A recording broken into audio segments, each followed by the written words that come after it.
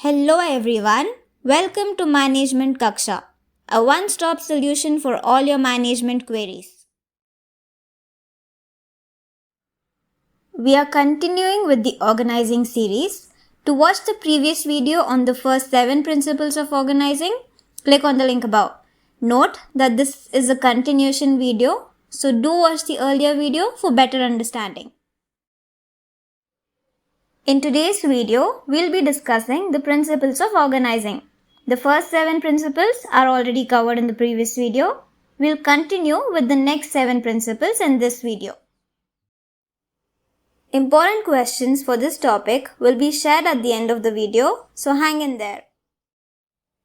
Principle of continuity. The organization should be amendable according to the changing situations. Every day, there are changes in methods of production, technology, marketing systems, and much more. The organization should be dynamic and not static. There should always be a possibility of making necessary adjustments. Basically, this principle talks about being flexible. Principle of unity of direction. This principle states that there must exist only one superior and one plan for a range of activities seeking the attainment of same objective.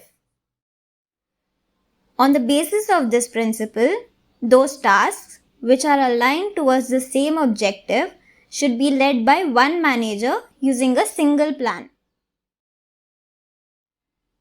For example, the marketing division in the organization should stick to the objectives and goals laid for them and should not bother with the plan of action of the production department. Note that this practice is highly not recommended in today's working environment. The general practice followed now is collaborative efforts of all departments working towards the larger goal. Principle of unity of command. This principle states that each subordinate in a formal organization should get an order from and report to one superior only. Unity of command results in less confusion and chaos regarding the task assigned to the employee and results in effective discharge of duties. For example, the production floor team reports to the floor manager, who in turn reports to his higher manager. The production floor team is not answerable to the finance team of the same organization. To simplify it, unity of direction suggests that there is one plan of action for different groups and only that plan must be followed. And unity of command suggests that every employee in the organization must report to one superior only, which will be his immediate boss.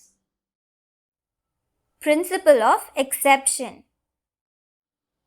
This principle states that the top management should interfere only when something goes wrong. If the things are done as per the plan, then there is no need for the interference of top management. The management should leave routine things to be supervised by lower cadres. It is only exceptional situations when attention of top management is drawn. This principle relieves the top management of many botherations and routine things. Principle of exception allows top management to concentrate on planning and policy formulation. Important time of the management is not wasted on avoidable supervision. Principle of simplicity. The organizational structure should be simple so that it is easily understood by each and every person. The authority, responsibility, and position of every person should be made clear so that there is no confusion about these things. A complex organizational structure will create doubts and conflicts among persons. There may also be overlapping and duplication of efforts which may otherwise be avoided. It helps in the smooth running of the organization. Principle of efficiency. The organization should be able to achieve enterprise's objectives at a minimum cost. The standards of cost and revenue are predetermined and performance should be according to these goals. Scalar Principle, also known as chain of command, this principle refers to the vertical placement of supervisors starting from top and going to the lower level. Scalar chain identifies the path along which communication has to flow in order for the communication to be effective in an organization. As per the principle of scalar chain, the flow of any information has to follow a predefined path.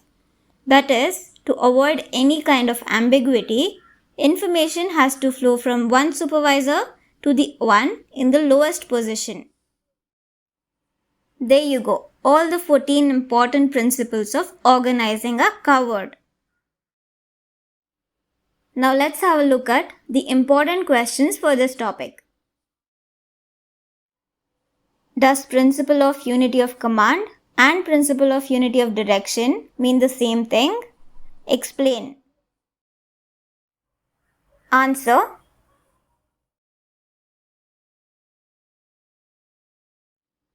Explain the scalar principle.